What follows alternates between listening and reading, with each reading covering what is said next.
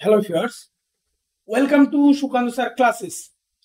তো PSC miscellaneous special আমাদের যে সায়েন্সের সিরিজগুলো চলছিল 15 দিনে 50-এ 50, অর্থাৎ আমরা যদি দেখতে চাই যে প্রায় 25টা কোয়েশ্চেন কিন্তু মিসলেনিয়াস এক্সামে সায়েন্সের ওপর বেস করে আছে। সেই সায়েন্সের 25 গুণে 50-এ আমরা যেন 50 পাই, সেই লক্ষ্যে আমরা এগোচ্ছি। ওকে, তো 15 দিনের এই স্ট্র্যাটেজিতে আমাদের ডাব্লিউবিপিএসসির 15 তারিখে তো ডেট পড়েছে, তোমরা জানো। আমাদের ক্লাস রুটিন গুলো একবার একটুখানি দেখে নাও। ইংলিশের লাইভ সিরিজ গুলো রেগুলার রাত 8টা থেকে হচ্ছে, সায়েন্সের ভিডিওগুলো সন্ধ্যে 7টায় থাকছে। এইটা আজকে একটু লেট করে 7টা 45 থেকে তোমাদের ক্লাসটা হচ্ছে, তার কারণ হচ্ছে আজকে ইংলিশের ক্লাসটা হচ্ছে 6:30 PM থেকে হয়েছে। ঠিক আছে, যারা এখন আমাদের টেলিগ্রাম চ্যানেলের সঙ্গে জয়েন হওনি, অবশ্যই নিচে ডেসক্রিপশন থেকে টেলিগ্রাম লিঙ্কের সঙ্গে জয়েন হয়ে যাও।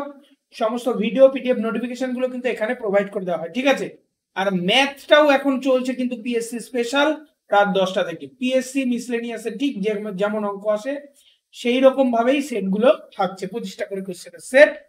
তার মধ্যে কিন্তু প্রিভিয়াস ইয়ার কোশ্চেন আনসারও থাকছে। ওকে, চলে আসো আজকের 1 নাম্বার কোশ্চেন। আজকের কোশ্চেন নাম্বার 1 বলেছে 1 গ্রাম 0 ডিগ্রি সেলসিয়াস তাপমাত্রার বরফকে 100 ডিগ্রি সেলসিয়াস তাপমাত্রার বাষ্পে পরিণত করতে কতটা পরিমাণ তাপ লাগে। ঠিক আছে, 100 ক্যালোরি, 0.1 কিলো ক্যালোরি, 716 ক্যালোরি, নাকি 1 কিলো ক্যালোরি। তো দেখো, অপশন নাম্বার সি হয়ে যাবে কারেক্ট অ্যান্সার। কিভাবে হবে ভালো করে দেখো। 1 গ্রাম 0 ডিগ্রি সেলসিয়াসের বরফ 0 ডিগ্রি সেলসিয়াসের জলে আনতে 80 ক্যালোরি তাপের। ঠিক আছে, তাহলে 0 ডিগ্রি থেকে আবার 100 ডিগ্রি সেলসিয়াসে তোমার নিয়ে যেতে হবে। তাহলে 0 ডিগ্রি সেলসিয়াস থেকে 100 ডিগ্রি সেলসিয়াসে নিয়ে যেতে কত? 100 ক্যালোরি এর প্রয়োজন হয়। ঠিক আছে, তাহলে সেখান থেকে 100 ডিগ্রি সেলসিয়াসের বাষ্পে পরিণত করতে হবে। বুঝতে পারলে? তার জন্য আবার 536 ক্যালোরির দরকার। তাহলে প্রথমে 0 ডিগ্রি থেকে বরফ থেকে 0 ডিগ্রি জলে করতে 80, সেখান থেকে 100 ডিগ্রিতে নিয়ে যেতে 100, সেখান থেকে আবার বাষ্পে পরিণত করতে 536, তাহলে টোটাল 716 ক্যালোরির দরকার। খুব ইম্পর্টেন্ট, খুব গুরুত্বপূর্ণ একটা কোশ্চেন। ঠিক আছে, একদম পাতি কোশ্চেন, 2 2 4 হয়, সেই ধরনের কোশ্চেন যেগুলো পুলিশের পরীক্ষায় আসে বা জিডির পরীক্ষায় আসে, সেই বেসের কোশ্চেন কিন্তু পিএসসি মিসলেনিয়াসে হয় না।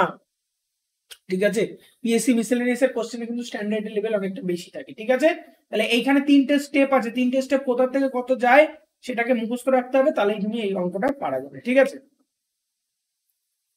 2 নাম্বার কোশ্চেনে চলে আসো। বলেছে আহিত দুটো বস্তুকে, আহিত আহিত মানে কি? হয় পজিটিভ চার্জে যুক্ত রয়েছে বা নেগেটিভ চার্জ যুক্ত রয়েছে, মানে চার্জড অবস্থায় রয়েছে, নিস্তড়িত নয়। আহিত অবস্থায় দুটি বস্তুকে পরিবাহীর দ্বারা সংযুক্ত করলেও কোন তড়িৎ প্রবাহ হবে না? কোন তড়িৎ প্রবাহ হবে না যদি এদের কি হয়? যদি এদের বিভব সমান হয়। ঠিক আছে, বা বিভব প্রভেদ। ঠিক আছে, বিভব প্রভেদ ইজ ইকাল টু যদি 0 হয়। ঠিক আছে, বিভব প্রভেদ ইজ ইকাল টু 0 হয়, তাহলে কি হবে বলো? তাহলে হচ্ছে তোমার তড়িৎ প্রবাহ হবে না। ওকে, চলে আসো কোশ্চেন নাম্বার 3। কোশ্চেন নাম্বার 3, নিউটনের দ্বিতীয় গতিসূত্র থেকে কোনটির, এখানে হবে কোনটির, ঠিক আছে, কোনটির পরিমাপ পাওয়া যায় নিউটনের দ্বিতীয় গতিসূত্র থেকে? ত্বরণ, ভরবেগ, বল, নাকি কৌণিক ভরবেগ? সঠিক উত্তর হয়ে যাচ্ছে কি? বলের সংজ্ঞা পাওয়া যায় নিউটনের দ্বিতীয় গতিসূত্র থেকে, বলের সংজ্ঞা পাওয়া যায়। ঠিক আছে, অ্যাভোগাড্রোর সংখ্যা হলো, অ্যাভোগাড্রোর সংখ্যা কাকে বলে? এনটিপিতে, এটা এনটিপির পুরো নাম কি বলতো? Natural temperature and pressure. ঠিক আছে, ন্যাচারাল টেম্পারেচার অ্যান্ড প্রেসার। এনটিপিতে 1 লিটার গ্যাসে বিদ্যমান অণুর সংখ্যা, 24.4 লিটার গ্যাসে বিদ্যমান অণুর সংখ্যা, 24.4 মিলিলিটারে বলেছে, 44.4 লিটারে বলেছে। সঠিক উত্তর হয়ে যাচ্ছে এনটিপিতে, অর্থাৎ ন্যাচারাল টেম্পারেচার অ্যান্ড প্রেসারে 22.4 লিটার গ্যাসে যত সংখ্যক অণু থাকে সেটাকেই বলা হয় হচ্ছে অ্যাভোগাড্রো নাম্বার বা অ্যাভোগাড্রো সংখ্যা বলা হয়। ঠিক আছে, 5 নাম্বার কোশ্চেনে চলে আসে। কোশ্চেন নাম্বার 5 বলেছে শব্দের কোন বৈশিষ্ট্য, শব্দের কোন বৈশিষ্ট্য বায়ুর তাপমাত্রা পরিবর্তনে পরিবর্তিত হয়? শব্দের কোন বৈশিষ্ট্যটি বায়ুর যত তাপমাত্রা পরিবর্তন হবে তখন পরিবর্তন হয় তরঙ্গ দৈর্ঘ্য, কম্পাঙ্ক বিস্তার নাকি তীব্রতা। সঠিক উত্তর হয়ে যাচ্ছে কি তরঙ্গ দৈর্ঘ্য। ওকে, তরঙ্গ দৈর্ঘ্য। আজকে যে সায়েন্স নিয়ে আমি আলোচনা করছি সম্পূর্ণটাই কিন্তু পিএসসি এর প্রিভিয়াস ইয়ার। ঠিক আছে, পিএসসি এর প্রিভিয়াস ইয়ারের কোশ্চেন। ঠিক আছে, মোটামুটি আজকেরটা আছে 2002 থেকে 2010 পর্যন্ত যে কোশ্চেন গুলো হয়েছিল তার মধ্যে থেকে সায়েন্স গুলো আমি তুলে দিয়েছি, বুঝতে পারলে? তো এগুলোই কিন্তু পিওয়াইকিউ এই টাইপই পরীক্ষায় কিন্তু রিপিট হয়, বোঝা গেল? কোন তাপমাত্রায়, পরের কোশ্চেনটা চলে আসে, বলেছে কোন তাপমাত্রায় মান ফারেনহাইট এবং সেলসিয়াস স্কেলে সমান, অভিন্ন মানে সমান, কত ডিগ্রি মানে কত ডিগ্রি টেম্পারেচারে? সঠিক উত্তর হচ্ছে -40°C। আচ্ছা, এই ফারেনহাইট থেকে সেলসিয়াসে কনভার্সনের ফর্মুলাটা হচ্ছে এরকম, C/5 is equal to F - 32/9। বুঝতে পারলে কি বললাম? C/5 is equal to F - 32/9, এটা হচ্ছে ফর্মুলা। এবার দেখো এইখানে দুটোই সমান হয়ে যাবে, কি করে আসলে আমি দেখিয়ে দিই।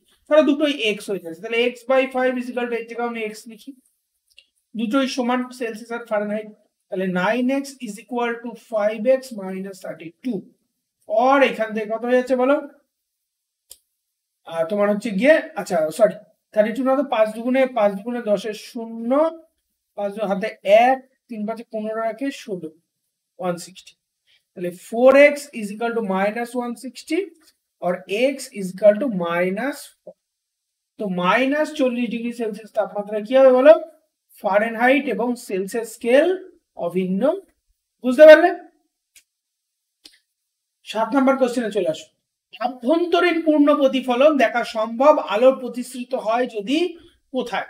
আচ্ছা, আভ্যন্তরীণ পূর্ণ প্রতিফলন সম্বন্ধে আমি একটুখানি আগে বলে দিই। আভ্যন্তরীণ পূর্ণ প্রতিফলনটা কি? কোনো একটা মাধ্যমে ধরো আলো এসে পড়ছে, পড়ে যদি এমন হয়, দেখো একটা নির্দিষ্ট অ্যাঙ্গেলের থেকে বেশি অ্যাঙ্গেলে পড়লে তখন এটা এই দিকে যে প্রতিসৃত হওয়ার কথা ছিল সেটা আর প্রতিসৃত হয় না, না হয় ওই একই প্লেনে প্রতিফলিত হয়। ঠিক আছে, প্রতিফলিত হয়, হওয়ার কথা ছিল প্রতিসরণ, কিন্তু হলো না, হয়ে গেল প্রতিফলন। মানে রিফ্র্যাকশন হওয়ার কথা ছিল, সেটা না হয়ে রিফ্লেকশন হয়ে গেল, এটা নির্দিষ্ট কোণের থেকে বেশি কোণে আসলো বলে। এই জন্যই তোমার হচ্ছে গিয়ে এই ঘটনাটাকে বলা হয় আভ্যন্তরীণ পূর্ণ প্রতিফলন। ঠিক আছে, আভ্যন্তরীণ পূর্ণ প্রতিফলন। এবং এই জন্যই অ্যাকচুয়ালি মরুভূমির মরীচিকা সৃষ্টি হয়, খুব আসে পরীক্ষায় মরুভূমির মরীচিকা দেখা যায়। তার প্রধান কারণ কি? তার প্রধান কারণ কিন্তু এইটা, আভ্যন্তরীণ পূর্ণ প্রতিফলন। বুঝতে পারলে কি বললাম? এই তাহলে এখানে কি বলেছে, কোন বায়ু থেকে জলে, বায়ু থেকে কাছে, জল থেকে কাছে, কাছ থেকে জলে, কিসে গেল? তো কাছ থেকে জল মাধ্যমে গেলে এখানে কিন্তু ঘন থেকে লঘুতে গেলে তোমার আভ্যন্তরীণ পূর্ণ প্রতিফলনের সৃষ্টি হয়। ঠিক আছে, সবসময় কোথা থেকে কোথায় যাবে? ঘন থেকে লঘু মাধ্যমে যাওয়ার চেষ্টা করলে তখনই কিন্তু আভ্যন্তরীণ পূর্ণ প্রতিফলনের পাওয়া যায়। এখানে কাজ হচ্ছে জলের থেকে বেশি ঘন, তাই না? চলে আসো পরের কোশ্চেন, 8 নাম্বার কোশ্চেন। যারা পারছো অ্যান্সার গুলো কমেন্টে জানাও, সবাই অ্যান্সার গুলো ভিডিও গুলো দেখার সঙ্গে সঙ্গে, প্রশ্ন দেখার সঙ্গে সঙ্গে কমেন্ট করো। ঠিক আছে, একটি পরমাণুতে দুটি ইলেকট্রনের 4টে কোয়ান্টাম সংখ্যার অভিন্ন হতে পারে না কখনোই। এটাকে কি বলা হয়? এটা কোন নীতির উপর কাজ করে? এটা হচ্ছে পাউলির অপবর্জন নীতির উপর কাজ করে। একদম মুখস্থ রেখে দাও, এটা পাউলির অপবর্জন নীতির উপর কাজ করা। ঠিক আছে, দুটির বেশি ইলেকট্রন থাকতে পারে না কোন একটা অরবিটাল। ওকে, তেজস্ক্রিয়তা কি আবিষ্কার করে? তেজস্ক্রিয়তা আবিষ্কার করে হচ্ছে মাদাম কুরি। ঠিক আছে, মাদাম কুরি। পরবর্তীতে মাদাম কুরি এবং পিয়ের কুরি দুজনাই কিন্তু ক্যান্সারে মারা যায়। সারা জীবনই এনারা দুজন মিলে কিন্তু এই তেজস্ক্রিয়তার উপর কাজ করে গেছেন। ওকে, যে পদার্থ ধর্মে বহুলিত হয় নয়, এটা নয় হবে, তা হল, এটা হচ্ছে কি নাইলন। ঠিক আছে, এছাড়া স্টার্চ, ফ্রুক্টোজ, পিভিসি এগুলো কি ধর্মে বহুলিত মানে কি? এদের বিভিন্ন রূপভেদ দেখা যায় বা বিভিন্ন রূপে এদের পাওয়া যায়, কিন্তু নাইলন একরকমই হয়, নাইলনের গঠন একরকমই হয়। ঠিক আছে, কার্বলিক অ্যাসিডের রাসায়নিক নাম কি? এটা সম্ভবত আমার যতদূর মনে পড়ছে 2003 সালে এসেছিল। কার্বলিক অ্যাসিডের রাসায়নিক নাম ফেনল, বেনজিন, জাইলিনন নাকি সিনল। সঠিক উত্তর হয়েছে ফেনল। কার্বলিক অ্যাসিড যেটা ওই অনেকে স্বাদ তাড়ানোর জন্য বা এই সমস্ত ক্ষেত্রেও কিন্তু কার্বলিক অ্যাসিডের ব্যবহার করে। তো কার্বলিক অ্যাসিডের রাসায়নিক নাম হচ্ছে ফেনল। ওকে, 12 নম্বর কোশ্চেনে চলে আসো। বলেছে নিচের জোড়াগুলি মেলাতে বলেছে, নিচের জোড়াগুলি মেলাতে বলেছে এক্স আর ওয়াই। এখানে বলেছে asbestos, Indigo, hydrogen peroxide, aspirin, চারটে করেছে। তাহলে অ্যাসপিরিন হচ্ছে এখানে বিরঞ্জক রং, ঔষধে ব্যবহৃত হয়। অ্যাসপিরিন তো ঔষধে ব্যবহৃত হয় সবাই জানি আমরা, তাই না? অ্যাসপিরিন ঔষধে ব্যবহৃত হয়। তাহলে 4 হচ্ছে 2 কোথায় আছে দেখো তো, 4 2, এই যে 4 2 এই দুটো আছে। তাহলে প্রথম দুটো প্রথমেই বাদ। এভাবে অপশন এলিমিনেশন শেখো আগে ভালো করে, ঠিক আছে? আর এই 15 দিনে কি করে স্ট্র্যাটেজি হবে তার ভিডিও আমি কিন্তু অলরেডি আপলোড করে দিই, তোমরা দেখে নিতে পারো, ঠিক আছে? অবশ্যই আপলোড করে দেখে নিতে পারো তোমরা, এর ডেসক্রিপশনে আমি দিয়ে দিয়েছি, অথবা আমাদের টেলিগ্রাম চ্যানেলেও দিয়ে দেওয়া রয়েছে। ওকে, আচ্ছা, তাহলে এটা যদি হয় তার আগে আমাদের কি আছে, অ্যাসবেস্টাস কি হচ্ছে, ক্যান্সার ঘটক, বিরঞ্জক, ঔষধ তৈরিতে, রং তৈরিতে। তো আমাদের এখান থেকে দেখো এইটাই হয়ে যাচ্ছে correct answer, option number C. অর্থাৎ অ্যাসবেস্টাস কি করছে বলো, এটা হচ্ছে ক্যান্সার ঘটক, অ্যাসবেস্টাস থেকে ক্যান্সার হতে পারে। অ্যাসপিরিন হয়ে যাচ্ছে কি, ঔষধ তৈরিতে ব্যবহৃত হয়। 2 এর থেকে যাচ্ছে 3 এ, ইন্ডিগো হচ্ছে এক রকমের রং, আর হচ্ছে হাইড্রোজেন পারঅক্সাইড বিরঞ্জক পদার্থ। বুঝতে পারলে? পরের কোশ্চেনটা চলে আসো, এটাও পিওয়াই কিউ। বলেছে নীলের দ্রবণে রজনীগন্ধার মঞ্জরি ডোবালে ফুলগুলি নীল বর্ণ ধারণ করে, এই ঘটনাটা কিসের সঙ্গে যুক্ত? এই ঘটনা হচ্ছে অভিস্রবণের সঙ্গে যুক্ত, ঠিক আছে? অভিস্রবণ মানে কি, অণুগুলো কম ঘনত্ব থেকে বেশি ঘনত্বের দিকে সঞ্চালিত হয়, ঠিক আছে? বেশি ঘনত্বে সঞ্চালিত হয়, ঠিক আছে? এটাকেই বলা হয় অভিস্রবণ। এই কারণেই ফুলের মধ্যে নীল রংটা আটকে দেয়। জার্মান সিলভারে কোন ধাতু? এই কোশ্চেনটা প্রচুর বার পরীক্ষায় এসেছে। এই কোশ্চেনটা অনেক সময় এরকম ভাবে আসে যে কোন সিলভারে, ঠিক আছে, কোন সিলভারে সিলভার থাকে না, ঠিক আছে? সিলভার থাকে না, সিলভার বলতে এই এটা থাকে না, বুঝতে পারলেন? তো জার্মান সিলভারের উপাদান হচ্ছে তামা, দস্তা, নিকেল। কোন রকম কিন্তু সিলভার এর মধ্যে নেই, বুঝতে পারলে?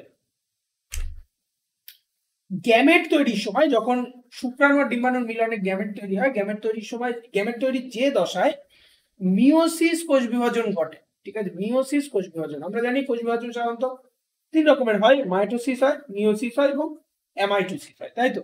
তাহলে মিওসিস কোষ বিভাজন ঘটে কোন দশায়? এটা হয়ে যাচ্ছে কি, বহু বিভাজন দশা, ঠিক আছে? এই বা বহু, এখানে হচ্ছে প্যাকাইটিন উপদশায় ঘটে, ঠিক আছে? ক্রসিং ওভার যেখানে ঘটে সেই জায়গাটার কথা বলা হয়েছে। ক্রসিং ওভার বলতে খন্ডাংশের বিনিময়, ঠিক আছে? ক্রোমোজোম গুলোর এরকম খন্ডাংশের বিনিময়, ধরো এই দুটো ক্রোমোজোম হয়ে গেল, ঠিক আছে? দুটো ক্রোমোজোম আছে, এই খণ্ডটা উঠে গিয়ে ধরো এটার সঙ্গে যুক্ত হয়ে গেল, এটা উঠে গিয়ে ধরো এটার সঙ্গে যুক্ত হয়ে গেল। তো এরকম খন্ডাংশের বিনিময় বা ক্রসিং ওভার ঘটে। 16 নম্বর কোশ্চেন চলে আসো, জীবন সৃষ্টির সময় সর্বাপেক্ষা গুরুত্বপূর্ণ ঘটনা কি ছিল? জীবন সৃষ্টির সময় সব থেকে গুরুত্বপূর্ণ ঘটনা কি ছিল? প্রোটিন তৈরি, নিউক্লিয় অ্যাসিড তৈরি, অ্যামাইনো অ্যাসিড তৈরি, ডিএনএ তৈরি। সঠিক উত্তর কি হয়ে যাচ্ছে, অ্যামাইনো অ্যাসিড তৈরি হচ্ছে সবার আগে ঘটেছে, ঠিক আছে? সব থেকে গুরুত্বপূর্ণ ঘটনা। নিম্নলিখিত কোন রোগটি লিঙ্গযুক্ত? ঠিক আছে, বর্ণান্ধ, রাতকানা, এই দুটো হবে না, বর্ণান্ধ রাতকানা দুটোই হচ্ছে গিয়ে চোখের সঙ্গে যুক্ত। কর্কট রোগ, মধুমেহ। মধুমেহ মানে কি, সুগার, যেটা সুগার চলতি ভাষায় আমাদের বলা হয়, ঠিক আছে? আর কর্কট রোগ এটা, এর মধ্যে কোনটি লিঙ্গযুক্ত? সঠিক উত্তর হয়ে যাচ্ছে কি, বর্ণান্ধ। লিঙ্গযুক্ত এখানে কি বলা হচ্ছে, আচ্ছা সরি আমি এখানটা ভুলই বলেছিলাম। লিঙ্গযুক্ত বলতে এখানে যেটা বলা হয়েছে বংশগত, ঠিক আছে? এখানটায় ভাষাটা এমন দিয়েছে, এটা হচ্ছে বংশগত, বংশগত হবে বা জেনেটিক্যাল, ঠিক আছে? বা হেরিডিটারি, এরকম কিছু কথা থাকবে। তো এটা হচ্ছে যে এক্স ক্রোমোজোম বাহিত, বুঝতে পারলে? এক্স ক্রোমোজোম বাহিত। গ্রানা এবং স্ট্রোমা এই দুটির সমন্বয়ে গঠিত কি? গ্রানা এবং স্ট্রোমা এই দুটো সমন্বয়ে গঠিত ক্লোরোপ্লাস্ট। এটা কোথায় থাকে? পাতার মধ্যে থাকে, ঠিক আছে? উদ্ভিদের পাতার মধ্যে গ্রানা এবং স্ট্রোমা নামে দুটো অংশ থাকে, ঠিক আছে? পত্ররন্ধ্র যেটা থাকে সেটা ওই গ্রানা এবং স্ট্রোমা থাকে।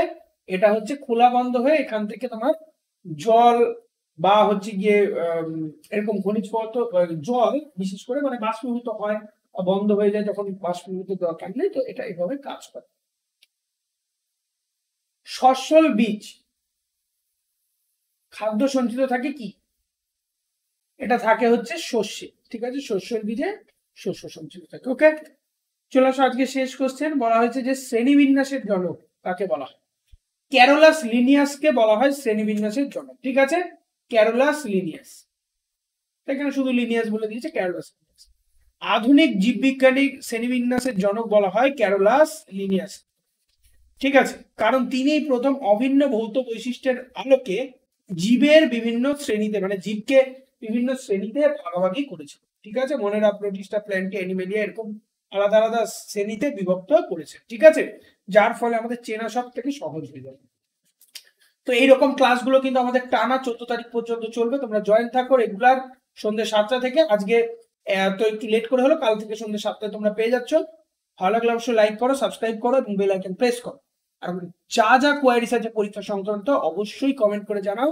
যারা এখনো আমাদের টেলিগ্রামের সঙ্গে জয়েন হওনি, নিচে ডেসক্রিপশনে যাও, লিঙ্ক দিয়ে দেওয়া রয়েছে, ওখান থেকে জয়েন হয়ে যাও, অথবা টেলিগ্রামে গিয়ে সার্চ করো সুকান্ত স্যার ক্লাসে, সেখান থেকে তোমরা জয়েন হয়ে যেতে পারো। ওকে, খুব ভালো করে পড়ো, অল্প কদিন আছে, স্ট্র্যাটেজির ভিডিও আমি আপলোড করে দিয়েছি, দেখে নাও তোমরা এই 15 দিনে কি করে পড়লে ঠিকঠাক নাম্বার আসতে পারে। আর পড়তে থাকো সিলেকশনের জন্য, পড়তে গেলে মানে সিলেকশন ওয়াইজ করে পড়তে হবে, কিন্তু সিলেকশনের জন্য পড়তে হবে, ঠিক আছে, খুব ভালো করে পড়ো। Be successful in your life.